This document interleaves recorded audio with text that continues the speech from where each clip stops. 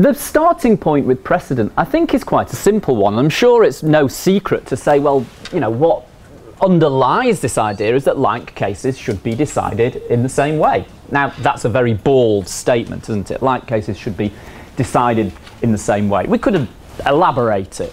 The idea is if they are sufficiently alike in law and fact, and the decision comes from a court that's senior in the hierarchy of courts, then that becomes a binding decision for other courts when a similar case, similar in law and fact, comes to be decided. That's the basic idea, isn't it? My fear is that we can lose the golden thread in this subject, or to shift the metaphor, we fail to see the wood for the trees. Unless we really remember what's going on with precedent, right? Okay, yes, it's a doctrine, there is some case law on it, and we need to understand what's going on in this case law. But I think we also need to understand fundamentally what precedent is. And I'm going to say this, like the argument in the politics of the common law. Precedent is really a culture of argument. That's what it is. And all these attempts by textbook writers to say, here are the rules of precedent, here's how precedent, the advantage, disadvantage of precedent, I don't think that really gets us to the truth of what's going on. And that is judges interpreting, judges arguing. So what I mean when I say that precedent is a culture of argument, I mean any argument must justify itself by reference to a principle. I mean a legal argument in particular must justify itself by reference to a principle or to a rule. So a great deal of what is going on in precedent is just this, a culture of argument that makes reference to principles and rules in an attempt to resolve disputes. Textbook writers tend to step back from it, abstract from it, and attempt to describe it in a general way, and that's in a sense what we're trying to do. I think the reality of it is the only way to truly understand what's going on is to read the cases. Yes, to read as many cases as you possibly can. That is the reality of this thing. I think once we start abstracting, we tend to, there's a risk that we actually distort the practice of precedent, what judges are actually doing.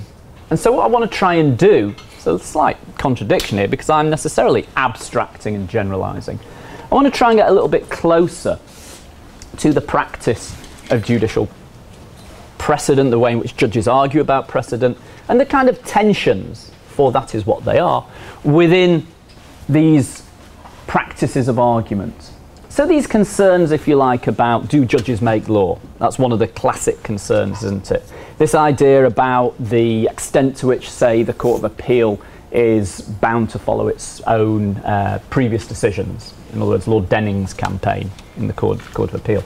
The issue of the extent to which the House of Lords is, or the Supreme Court now, the House of Lords is the Supreme Court. I'm going to use that language interchangeably because obviously a lot of the main cases here refer to the House of Lords. It is now, of course, the Supreme Court. I'm going to use those terms interchangeably, just for that's just for clarity. These classical concerns, then, the extent to which the House of Lords is bound by its own previous decisions, the extent to which the Court of Appeal is bound by its own previous decisions. These, I think, ultimately reflect on that reality, that culture of judicial argument, where not only does decisions have to be justified by reference to previous cases, by the rules, the principles that previous cases stand as authority for, we have, of course, that underlying concern with the hierarchy of courts itself, which is fundamental to the doctrine of precedent. It is about authority, then. This culture of argument is concerned with authoritative arguments. And part of that idea of the authority of an argument within the practice of precedent relates to the court that decided it. And of course takes us to these issues of the relationship of the House of Lords to its own previous rulings, the Court of Appeal to its own previous rulings. Now, the other problem here is a lot of people read precedent as if it's still 1974, as if Lord Denning is still alive. Right? Now, that's a long time ago, isn't it? The Davis and Johnson, these key cases, I'm not saying they're unimportant, but a great deal has changed. One of the things that's changed is clearly the Human Rights Act. I think a very valid question to ask in relation to this culture of argument, this practice of precedent, is the question of the impact of human rights upon it. The relationship, in other words, of the British courts to the Strasbourg Court, the European Court of Human Rights. I'm not talking about, and we're going to stress this because I've just given a load of people zero, because they're confusing European Union law and the law of the European Court of Human Rights, European Human Rights law. They're different bodies of law, aren't they? What the Human Rights Act does is incorporate the convention. It makes the European Convention on Human Rights part of domestic law. There's no reference there to the European Union or the European Community. It's a different body of law. So let's not confuse the two. My argument today has absolutely nothing to do with the European Union or the European Community. It's now called the European Union. My concern is with the impact of human rights on the culture of argument, on the idea of precedent and the way in which judges understand precedent. So I think then there's three, if you like, foci for our discussion. Four, possibly, or the fourth is perhaps implicit in those other three. That is, first of all, the idea of the House of Lords. Is the House of Lords always bound by its own previous decisions?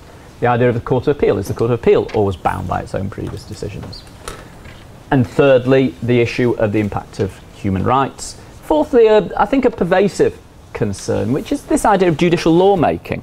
Yes, this, again, if you look at the questions in the exam, the issue is often approached through the idea of do judges make law, or some more technical understanding, some technical concern with the rule of precedent that comes out of the case law.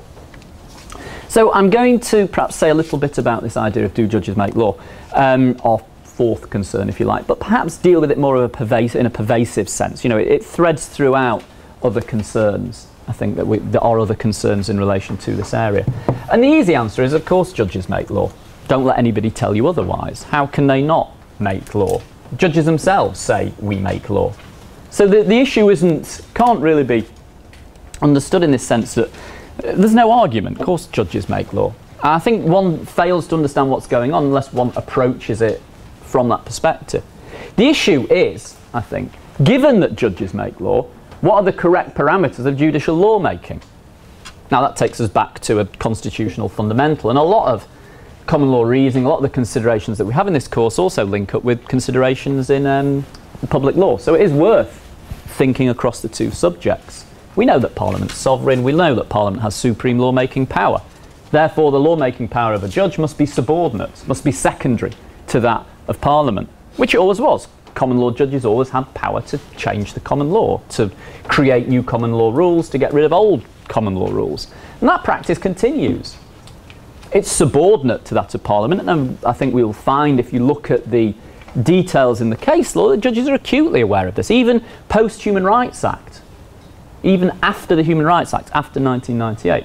Judges are aware, and clearly the Human Rights Act doesn't allow judges to strike down acts of Parliament, to declare them void. It gives them enhanced, if you like, interpretive powers to ensure that the common law is developing in such a way that it's consistent and coherent with European human rights law, and this to some extent is a lawmaking power. It comes into tension with Parliament, and the recent news suggests that the present government is themselves acutely concerned that we need to get rid of the Bill of Rights and have then utterly unclear of what this British Bill of Rights would be. All that I think it reflects is a certain disgruntlement with the role that judges have assumed in protecting human rights. I don't want to get too much into that because I think it takes us too far into public law. I want to really keep it under that rubric of the idea that what the judges are doing here are in a subordinate sense making law, and that to some extent brings them into conflict with the executive. Not always, because I think if we read the relevant authorities we can see that the judges are very careful and acutely aware that they've got to be quite precise in the nature of their subordinate lawmaking power. They can't tread on the toes of the executive. It's as if they have an interstitial power to make or change the common law when either Parliament hasn't done so, can't do so, or it's seen to be an appropriate matter for judicial legislation, because not all matters are. We'll come back to these themes. We might talk about them in more detail in the seminar, because I really want to go back to the beginning, this idea of the House of Lords, how it functions, and I suppose a set of considerations that take us to cases like Miliangos, the 1966 practice statement, and the wider tensions that animate this area of precedent. So if we go back to London Tramways back in 1898, which is a long time ago, we find Lord Halsbury arguing the following. And I think this is a really useful starting point. Of course, this is Lord Halsbury speaking, sorry. Of course, I do not deny that cases of individual hardship may arise, and there may be a current of opinion in the professions that such a judgment was erroneous. But what is this occasional interference with what is perhaps abstract justice as compared with the inconvenience of having each question subject to being rear-guarded and the dealings of mankind rendered doubtful by reason of different decisions, so that in truth there is no final court of appeal. My lords, in interest re publicae, the public interest, is that there should be finis litium, an end of litigation, sometime, and that there can be no finis litium if it were possible to suggest in each case that it might be rear-guarded because it is not an ordinary case, whatever that may mean. Now, I think what we've got here is a statement of one version of the doctrine of precedent which stresses rigid authority. And there's clearly an argument, there's a rationale, there's a reason for this, isn't there? And the reason for this is given by Lord Halsbury in that paragraph. There needs to be an end to litigation. If there is a chance that each and every case might be reopened at some later point, there is no finis litium, there is no end to litigation. So the authority of any ruling is, in Lord Halsbury's language, always about to be rear-guarded, reopened. Now, we're all aware of this argument. It's a variation on the floodgates argument, isn't it? It's a variation on the idea that unless we have authoritative rulings, the whole structure of precedent breaks down. Yes, there can only be this need for clear, unambiguous, authoritative rulings by a House of Lords that is never able to depart from its previous decisions. That's the kind of end point that Lord Halsbury's argument makes. And it's not in and of itself a stupid argument, is it? It has certain merits, certain virtues, we could say. It would create statements of great authority.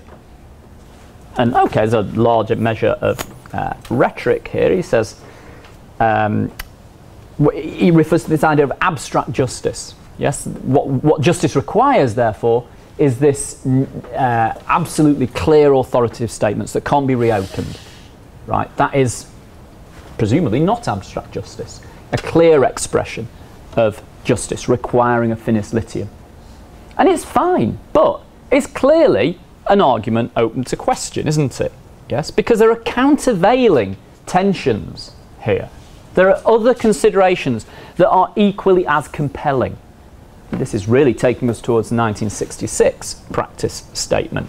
Because what the system is trying to do, what this culture of argument is trying to do, what these rules and principles, if you like, that underlie this culture of argument are trying to do, are trying to balance really two potentially conflicting ideas. The idea that, yes, we need authority. Authoritative legal arguments need authoritative propositions that are not likely to be reopened. Yes, we need to respect the authority of the court, of the House of Lords, the Supreme Court. But what if we could say, well, justice requires something else? Justice requires unusual cases to be dealt with in a different way. Okay, we clearly need authoritative statements, but we need to be responsive. We need to be responsive to different facts, to different problems. We could almost say, switching this argument around, that justice might not be served if all we ever do is privilege previous authoritative decisions. And again, we could really build that argument if we wanted to. The world changes, doesn't it? The world changes. If all we ever do is say, oh, here's the rule and it can't change, but authority is necessary, we create a different injustice. I mean, the Crown and R. Right, here's a clear example of an injustice. At some point in the past, a man couldn't be held guilty of raping his wife. Now, I don't think there's a single person in this room, anywhere possibly, would agree that that is a reasonable principle, an equitable principle, a fair principle, or even a just principle. And the courts are going to look pretty stupid in the eyes of most people, aren't they, if all they ever do is go, oh, this is an authoritative rule and we can't change it. The courts, as we know in R&R, did change that principle to change the law so a man could be found guilty of raping his wife. And I don't think anybody would object to that argument. Okay, it causes a perturbation, perhaps. Causes a disturbance in the doctrine of precedent. It goes against possibly what Lord Halsbury is saying. But I think most reasonable people, most sensible people would say, well, there's a justifiable reason for that. It was an old rule. Okay, it might have authority, but there's no point simply stressing authority over all the other possible considerations. So I think this kind of tension then is a real one.